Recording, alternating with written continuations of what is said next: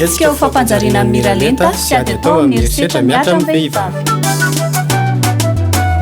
Ao anatin'ny ady atao amin'ny herisetra mianjady amin'ny vehivavy izay efa tsy nivondrona Eoropeanina, ny Ministera fanabeazam-pirenena, ny fampianarana ara-teknika sy arak'asa miara-mombonantoka amin'ny fitoerana Eoropeanina manao tantsorika amin'ny fifidianana dia mikarakara fifaninanana am-bava mikasika amin'ny fampivoarana amin'ny miralenta sy fitandrovana ny herisetra mianjady amin'ny vehivavy. Koa saina ianareo mpianatra amin'ireto lycée manaraka ireto mba handray anjara.